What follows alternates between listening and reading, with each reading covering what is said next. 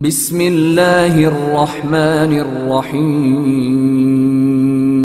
بسم اللہ الرحمن الرحیم ثم ان هذه العين حيث صارت ملكا للبطون فلهم او لوليهم ان ينظر فيه۔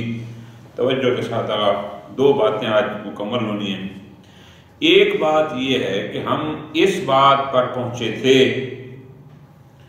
کہ جب مال موقوف بک جائے گا اس صورت اولا میں اور اس کی جو ثمن آئے گی طے یہ ہوگا کہ وہ ثمن فقط بطن موجود کا حق نہیں بلکہ جیسے مسمن میں بطون معدومہ بھی اس پر حق رکھتے تھے اس میں بھی اسی طرح وہ حق رکھتے ہیں۔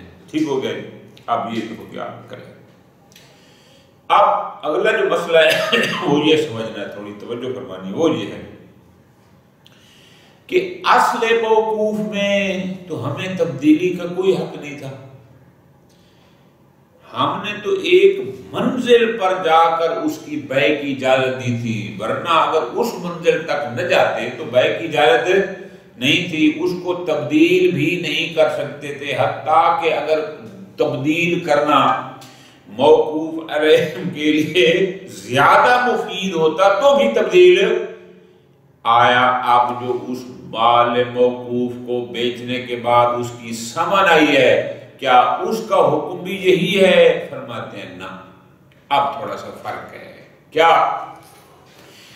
اس لحاظ سے ثمن کا حکم وہی ہے کہ جیسے مسمن کے مالک بطن موجود اور بطون معدومہ سب تھے، اس پر بھی حق ملکیت سب کا ہے، لیکن اصل مال وقف میں کوئی تصرف کرنا، کوئی تبدیلی کرنے کا اختیار ہمیں نہیں تھا، لیکن اس میں ہمیں اختیار ہے۔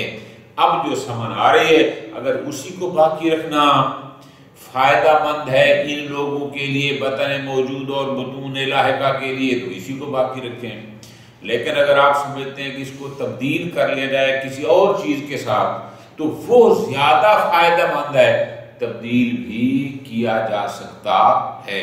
تو پس ثمن میں جو تبدیلی آئے گی ایک حکم کی وہ یہ ہوگی کہ ثمن میں معیار یہ ہوگا کہ ان موقوف علیہم کے لیے اصلح کیا ہے۔ اصل میں یہ معیار نہیں تھا، اصل میں جب تک ہے وہی رکھنا ہے، چاہے اس کو تبدیل کرنا اصلح ہی کیوں نہ ہو، لیکن جہاں پر وہ معیار نہیں ہوگا، یہاں پر ایک نہیں، آپ اس کو آرام سے تبدیل کر سکتے ہیں کسی بھی اور چیز کے ساتھ۔ ٹھیک ہے جی، چاہے کوئی مجبوری نہ بھی ہو، صرف اس بنیاد پر اس میں تبدیل کریں تو زیادہ فائدہ ہے، کوئی مسئلہ نہیں، آپ اس کو تبدیل کر سکتے ہیں۔ اس کے بعد ایک اور مسئلہ وہ یہ ہے کہ شیخ اعظم اور کچھ بزرگان کا اس میں تھوڑا سا اختلاف ہے۔ وہ اختلاف آغازان یہ ہے، توجہ فرمانی ہے، شیخ اعظم یہ فرماتے ہیں کہ میرے نزدیک اور فلاں فلاں بزرگوار کے نزدیک جب مال موقوف کو بیچا جاتا ہے اور اس کی جو ثمن آتی ہے، لازم نہیں، واجب نہیں کہ ہم اس سے اس مال موقوف کا مماثل خریدیں، کہ اگر فرض کرو ہم نے مکان بیچا تھا تو مکان خریدیں، ہم نے کوئی گھوڑا بیچا تھا تو گھوڑا خریدیں، کوئی غلام بیچا تھا تو غلام ہی خریدیں۔ ہمارے حساب میں مماثل کا خریدنا ضروری نہیں ہے۔ ٹھیک ہے جی، کیوں؟ چونکہ ہمارے نزدیک اب معیار یہ ہے کہ ان موقوف علیہم کے لیے اصلح کیا ہے۔ اگر مماثل ان کے لیے زیادہ فائدہ مند ہے تو آپ مماثل خرید لیں، اور اگر غیر مماثل زیادہ فائدہ مند ہے تو غیر مماثل خریدنے، مماثل خریدنا کوئی ضروری نہیں ہے۔ لیکن کچھ بزرگان ہمارے پاس ہیں جو فرماتے ہیں کہ نہ، اس ثمن سے اس مال موقوف کا مماثل خریدا جائے، یعنی اگر مکان بیچا تھا تو اب بھی مکان خریدا جائے، اگر قالین بیچی تھی تو اب بھی قالین خرید جائے الی آخرہ۔ کیوں؟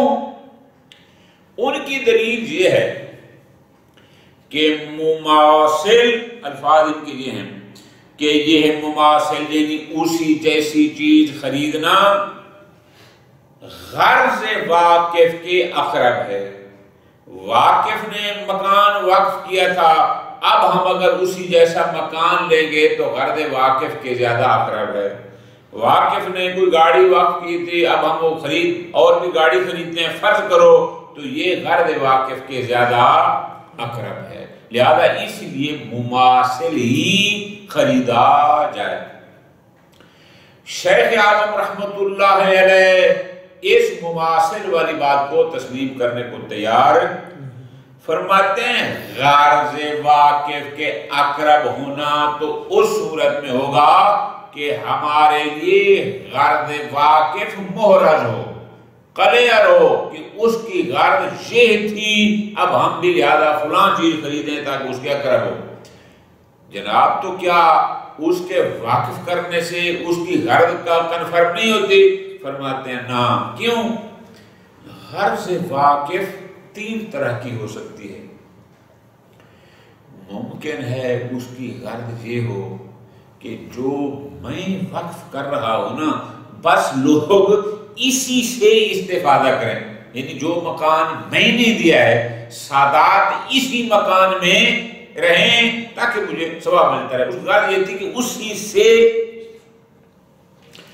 بسا اوقات یہ ہوتا ہے کہ نہیں، وہ چاہتا ہے کہ سادات کے گھر میں سالانہ 100 من گندم جانی چاہیے اور اس کے لیے وہ زمین وقف کرتا ہے، یعنی غرض اس کی تھی ایک خاص مقدار میں موقوف علیہم کو فائدہ پہنچانا، تو اس کا مطلب معیار وہ زمین نہیں تھی، اس کے لیے اس نے وقف کیا۔ معیار تھا کہ اگر کسی اور طریقے سے وہ 100 من پہنچ سکتا ہے تو بھی اس کی غرض ہے۔ کبھی اس کا مقصد یہ ہوتا ہے کہ جو میں دے رہا ہوں اس سے فلاں منفعت ان تک پہنچے۔ ایک مثال دی ہے شیخ اعظم نے، مثلا اس نے ایک باغ وقف کیا ہے، غرض یہ تھی کہ میرے ہی باغ کے فروٹ جامعۃ الکوثر کے طلاب کھائیں، غرض اس کی یہ تھی۔ اب وہ باغ اس حد تک پہنچ گیا کہ اس کا بیچنا ہو گیا جائز، تو اب ہمارے پاس دو آپشن ہیں، یا اس سے کوئی باغ ہی خریدیں لیکن باغ اس جگہ ہمیں ملتا ہے جہاں کے پھل کوثر کے طلاب تک نہیں پہنچ سکتے، اس کو بیچ کر ان کی قیمت آئے گی۔ دوسرا آپشن ہے کہ نزدیک کوئی چیز لے لیں اور وہاں سے طلاب کے لیے کوئی بندوبست کر لیں۔ تو آپ فرماتے ہیں یہاں مماثل کا خریدنا کوئی اصلہ نہیں ہے، کوئی ترجیح، کیوں؟ وہ تو چاہتا تھا کہ میرے باغ کا پھل کوثر کے طلاب کھائیں، آپ وہ باغ تو لے رہے ہیں لیکن وہ پھل پھر بھی ان تک، تو پھر غرض واقف، چونکہ غرض واقف محرز نہیں ہے، ایک قسم کی نہیں ہوتی، لہذا مماثل کا خریدنا ضروری، پوری توجہ۔ بس شیخ اعظم کے نزدیک یہ ایک سطر یوں لکھ سکتے ہیں تو آپ کا سارا پیرا حل ہو جائے گا۔ شیخ اعظم کے نزدیک جب مال موقوف کو بیچ دیا جاتا ہے تو اس کی ثمن سے اس مال موقوف کا مثل خریدنا واجب نہیں ہے، تو پھر کیا کریں؟ معیار یہ ہے کہ موقوف علیہم کے لیے اصلح کیا ہے۔ اگر اصلح مماثل کا خریدنا ہے تو پھر اس کو خریدا جائے، اور اگر اصلح غیر مماثل کا خریدنا ہے تو پھر غیر مماثل کو خریدا جائے۔ یہ بات ختم ہو گئی۔ اس کے بعد آگے شیخ عالم رحمت اللہ علیہ نے حضرت علامہ رحمت اللہ علیہ کی ایک عبارت کو نقل کیا کہ علامہ اس بارے میں کیا کہتے ہیں۔ تو انہوں نے کچھ درجہ بندیاں کی ہیں کہ اگر وقت خراب ہو جائے اس کا بیچنا جائے تو اس کو بیچو، اور اس کی جو ثمن ہے اس کو بھی اسی انداز میں وقف کیا جائے جو اصل مال تھا۔ پھر آگے چلاتے ہیں کہ اگر مماثل کا ملنا ممکن ہے تو پھر معین ہے مماثل خرید جائے، اگر وہ ممکن نہیں ہے تو پھر فلاں، وہ ممکن نہیں ہے تو فلاں۔ اس ترتیب سے علامہ نے، وہ انشاءاللہ تک میں پڑھتے ہیں، کوئی دقیق بات نہیں ہے، جناب شیخ نے ان کو بھی قبول نہیں فرمایا۔ ان کا موقف اب بھی وہی ہے کہ معیار اسلحہ ہونا ہے، اگر مماثل اسلحہ ہے تو وہ خریدا جائے، غیر مماثل اسلحہ ہے ان کے لیے زیادہ فائدہ مند ہے تو وہ خریدا جائے۔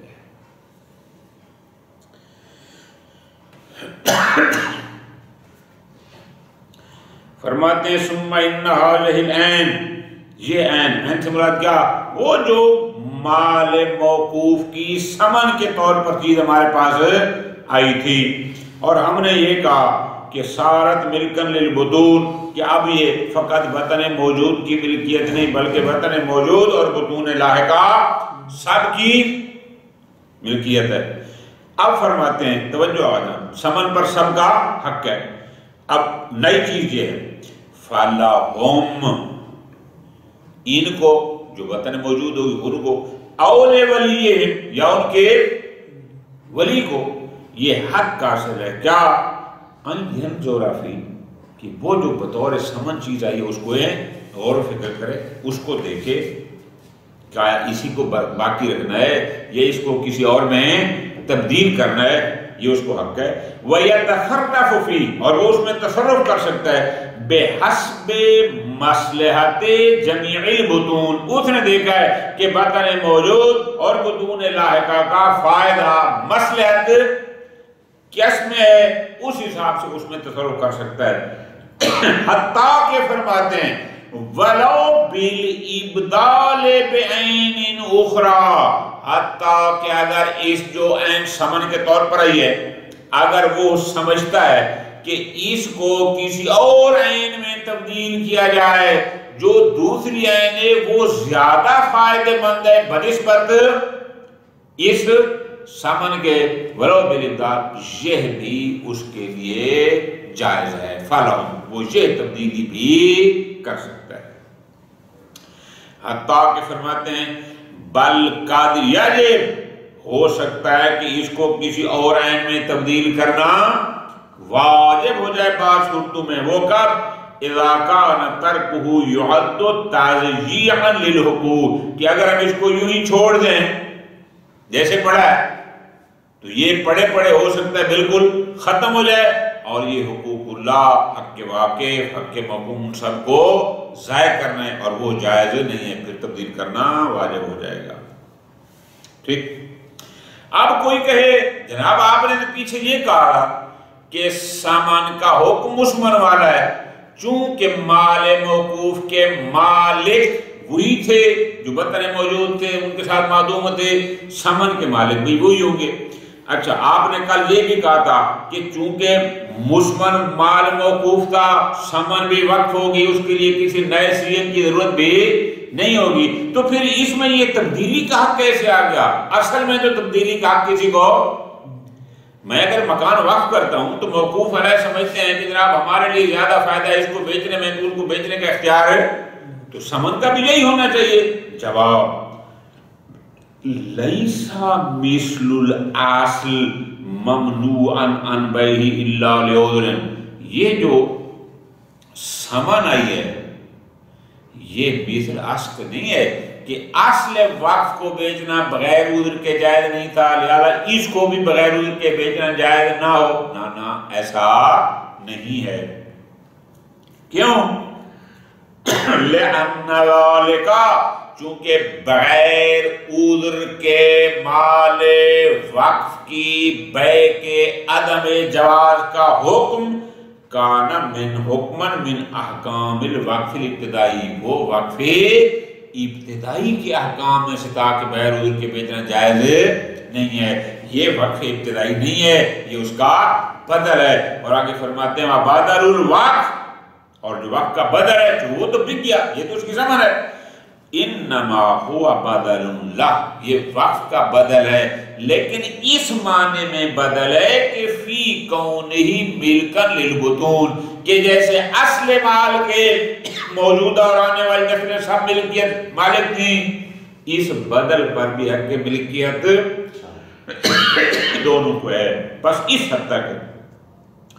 فلا يترتب علیہ جمیع احکام الوقف، وقف ابتدائی کے جو تمام احکام ہیں 100% وہ اس پر لاگو نہیں ہوتے. ختم. اچھا جی، مال وقف ہم نے بیچ دیا، بیچنے کے بعد اب ہمارے پاس آ گئی اس کی ثمن. سوال یہ ہے کہ آیا واجب ہے کہ اسی مال وقف کا مماثل ہی خریدا جائے یا غیر مماثل کو خرید سکتے ہیں؟ یہ سوال شیخ عالم فرماتے ہیں وہ کرنا یظہر عدم وجوب شراء المماثل الوقف، مال موقوف کی ثمن سے اس مال وقف کا مماثل خریدنا واجب نہیں ہے. توجہ فرما رہے ہیں نا، واجب نہیں ہے. چاہیں تو خرید سکتے ہیں لیکن واجب نہیں ہے. کما ہوا، جیسا کہ علامہ نے تذکرہ میں ارشاد میں واقع کر کے جامع القاصد میں فاضل مقداد میں تنقیح میں مختصر مجموع الفائدہ، ان سب بزرگان کا نظریہ بھی یہی ہے کہ مماثل وقت کا خریدنا واجب نہیں. بلکہ آگے فرماتے ہیں نہ فقط واجب نہیں بل قد لا یجوز، ہو سکتا ہے بعض اوقات مماثل وقت کا خریدنا سیرے سے جائز ہی. وہ کس صورت میں جائز نہ ہو؟ شرط یہ ہے اذا کان غیرہ اصلا، کہ اگر غیر مماثل موقوف علیہم کے لیے اصلہ ہے تو پھر مماثل کا خریدنا جائز ہی نہیں. معیار یہ ہے کہ ان کا زیادہ فائدہ کس میں ہے. فرماتے ہیں لِأَنَّ الثَّمَنَ اِذَا صَارَ مِلْكًا لِلْمَوْقُوفِ عَلَيْهِمْ، چونکہ ہم جب قائل ہو گئے کہ ثمن بھی انہی موقوف علیہم کی ملکیت ہے، چاہے وہ موقوف علیہم موجودین ہیں چاہے معدومین ہیں، چاہے موجودہ نسل ہے چاہے آنے والی نسل ہے، فَاللَّازِمُ مُلَاحَظَةُ مَصْلَحَتِهِمْ، تو اب ضروری ہے کہ ہم نے ان موقوف علیہم کی مصلحت اور فائدے کو سامنے رکھنا ہے کہ ان کا فائدہ کس میں ہے. مماثل میں زیادہ فائدہ ہے تو مماثل خریدیں گے، غیر مماثل میں زیادہ فائدہ ہے تو غیر مماثل خریدیں گے. یہ شیخ عالم کا نظریہ جہاں کلیئر ہو گیا، ختم. خلاف للعلامہ والدی والشہید و جماعت علامہ اور فخر المحققین شہید اول تن بزرگان کہتے ہیں کہ نہیں اوجب المماثلت مع الامکان، جہاں تک ممکن ہو مماثل وقف خریدنا واجب ہے. ہم نے کہا ہے کہ واجب نہیں، وہ کہتے ہیں کہ واجب ہے مع الامکان. اچھا، دلیل ان کی ہے لقول المثل اقرب الى مقصود الواقع، اس لیے کہ مماثل وقف مقصود واقف کے زیادہ. اس نے مکان وقف کیا تھا، اب مکان لینا چاہیے. اس نے زمین وقفی تھی، اب زمین لینی چاہیے. اس نے گاڑی وقفی تھی، اب گاڑی لینی چاہیے. وفی ہے شیخ عالم اس دلیل کو قبول کہ غرض واقف کے اقرب ہے مماثل کا خریدنا، یہ دلیل قبول نہیں. کیوں؟ وہ فرماتے ہیں اس لیے. پہلا جواب یہ ہے، دو جواب دیے. پہلا جواب یہ ہے کہ ہمارے لیے غرض واقف کلیئر نہیں ہے، کنفرم نہیں ہے. اور دوسرا ہے کہ کوئی ایسی دلیل لفظی عموم یا اطلاق بھی ہمارے پاس موجود نہیں ہے. پہلا جواب ما عدم انضباط غرض الواقف، پہلا جواب یہ ہے کہ ہمارے لیے غرض واقف مشخص نہیں ہے کہ حتماً غرض واقف یہ تھی. کیوں؟ اس لیے کہ قادیت اللہ غرض اغراض مختلف ہوتی ہیں. ہو سکتا ہے غرض واقف یہ ہو سکتا ہے غرض واقف یہ ہو. 3 قسم کی اغراض شیخ آدم نے ذکر فرمائی ہے. مثلا قادیت اللہ غرض بس اوقات غرض واقف یہ ہوتی ہے کیا؟ بِكَوْنِ الْمَوْقُوفِ عَيْنًا خاصا، کہ وہ چاہتا ہے یہی مال جو میں نے دیا ہے یہی موقوف ہو. مطلب کیا؟ جو میں نے دیا ہے اسی کی عین سے یہ لوگ فائدہ اٹھائیں. غرض واقف یہ ہے. وقت یتعلق، اور بسا اوقات اس کی غرض کیا ہوتی ہے؟ وہ ہوتی ہے بِكَوْنِ مَنْفَعَةِ الْوَقْفِ مِقْدَارًا مُعَيَّنًا، وہ چاہتا ہے کہ میں اپنے اس مال وقف سے اتنی مقدار میں موقوف علیہم کو فائدہ پہنچاؤں. من دون تعلق غرض بالعین، اس کا عین مال غرض نہیں ہوتی، اس کی غرض ہوتی ہے، میں نے آپ کو آسان مثال دی، وہ چاہتا ہے کہ سادات کے گھروں میں 100 من گندم پہنچے.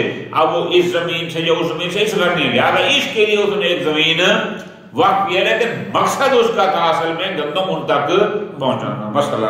مثلا اسی طرح وقد یکون غرض، بسا اوقات غرض واقف یہ ہوتی ہے کہ خصوص الانتفاع بثمرتہ، کہ واقف چاہتا ہے کہ اسی میرے وقف شدہ مال کے ثمرہ سے یہ لوگ استفادہ کریں. مثلا لو واقفا بستان، اس نے ایک باغ وقف کیا، لینتفعوا بثمرتہ، اس نے کیا کہا کہ یہ میرا باغ ہے، میں چاہتا ہوں کہ میرے باغ کے پھل سے کوثر کے طلاب استفادہ کریں.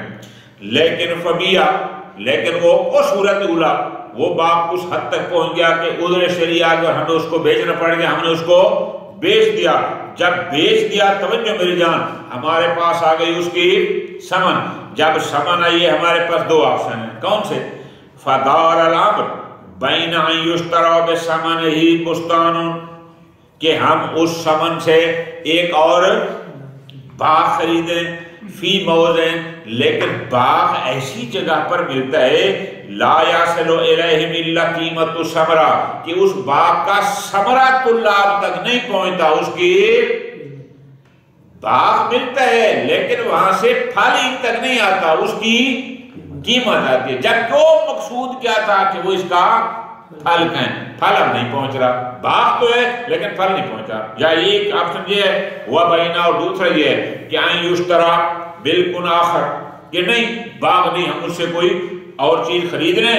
یصل الیہم اجرت منفعہ، اور اس کی جو منفعت ہے اس کی اجرت وہ ان طلاب کو دے دی جائے. چونکہ اس صورت باغ خریدتے تو بھی ان پر قیمت پہنچ رہے تھے، اب بھی ان پر وہی قیمت اور چھوٹ پہنچ رہی ہے. اب فرماتے ہیں فَإِنَّ الْأَوَّلِ، جو پہلی صورت ہے وہ باغ خریدا جائے لیکن ایسی جگہ جہاں سے پھل نہیں آ سکتا. وَإِنْ كَانَ مُمَاثِلًا، اگرچہ وہ مماثل ہے کہ باغ کو بیچ کر باغ خریدا گیا، لیکن أَنَّهُ لَيْسَ أَقْرَبَ إِلَى غَرْضِ الْوَاقِفِ، لیکن وہ غرض واقف کے اقرب. بھائی غرض واقف یہ تھی کہ باغ کا، اسی باغ کا پھل کھائیں، پھل تو ان کو اب بھی نہیں مل رہا. تو لہذا یہ پہلا جواب تھا، چونکہ غرض واقف منضبط نہیں ہے، کلیئر نہیں ہے، لہذا یہ دلیل نہیں بن سکتی. دوسرا جواب وہ یہ ہے کہ انہ لا دلیل علی وجوب ملاحظۃ الاقرب الی مقصودہ، آیا واقف کا وقف جب باقی نہ رہے تو پھر بھی مقصود واقف کے اقرب کا لحاظ کرنا ضروری ہے؟ اس پر ہمارے پاس کوئی دلیل موجود نہیں. بلکہ دلیل کیا ہے؟ دلیل تو اس بات پر بتا دیا ہے کہ انما اللازم ملاحظت مدلول کلامہ فی انشاء الوقف، کہ اس نے صیغہ وقف کرتے وقت جو کچھ کہا تھا، اس نے کہا تھا میں وقف کر رہا ہوں مسجد کے لیے، تو بس مسجد بنانی، امام بارگاہ نہیں بنا سکتے. اس نے کہا میں وقف کر رہا ہوں ہسپتال کے لیے، تو ہسپتال بنا سکتے، سکول. اس چیز کا خیال رکھنا ہے، کیوں؟ تاکہ الوقوف علی حسب ما یوقف اہلھا، اس پر صحیح معنی صادق آ جائے کہ جس کے لیے اس نے وقف کیا تھا ہم بھی اس کو اسی میں رکھیں، اس میں کوئی تبدیلی نہ کریں.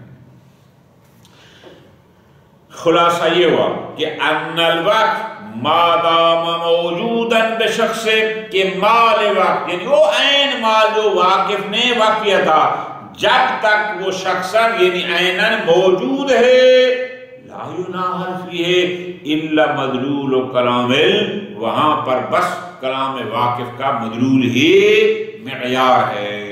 ٹھیک ہے جی.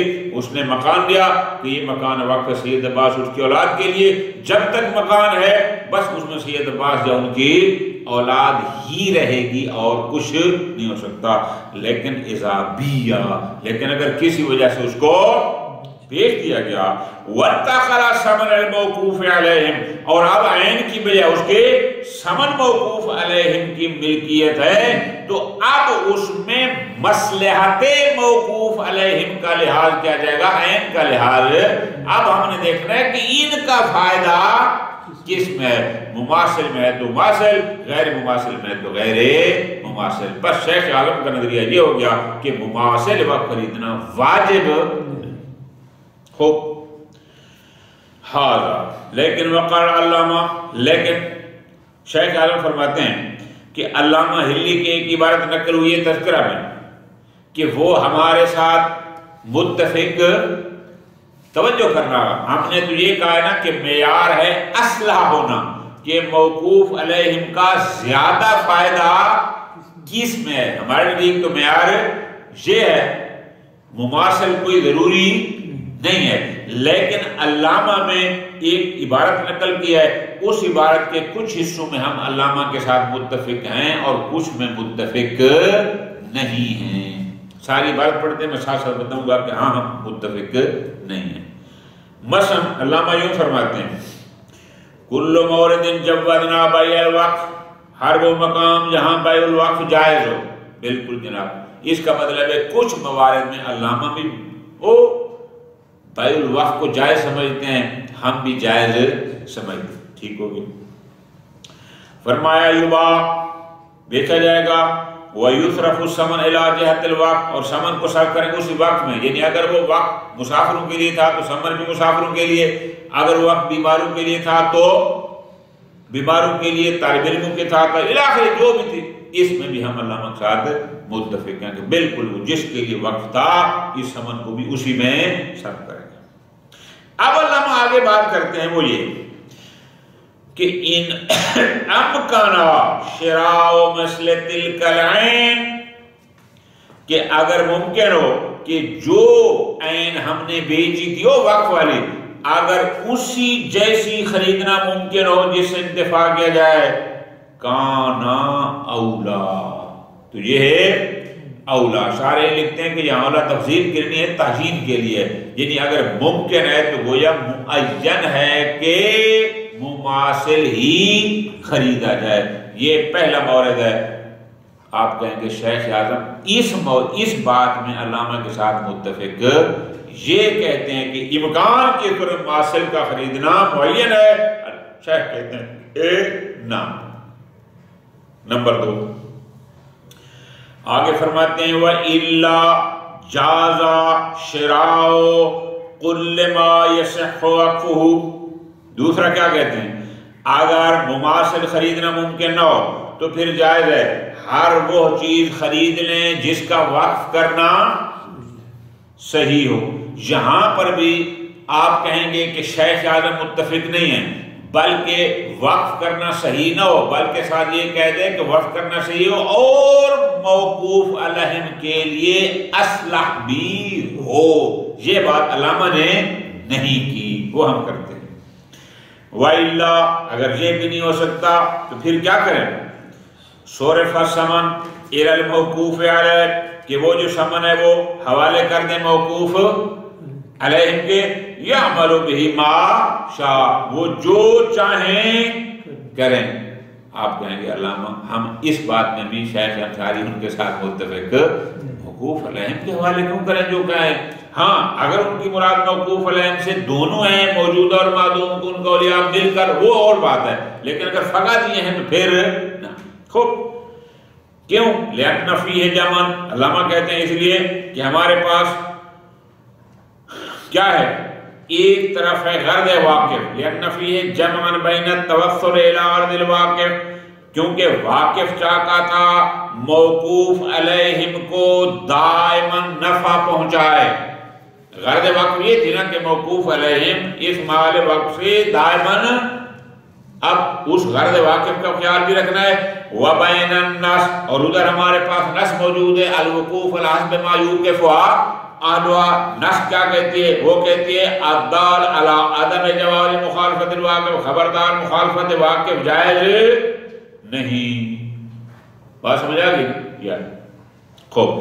اب فرماتے ہیں حیث شرط التعبید، اب واقف نے تعبید کی شرط لگا دی، یعنی وہ وقف محبت تھا.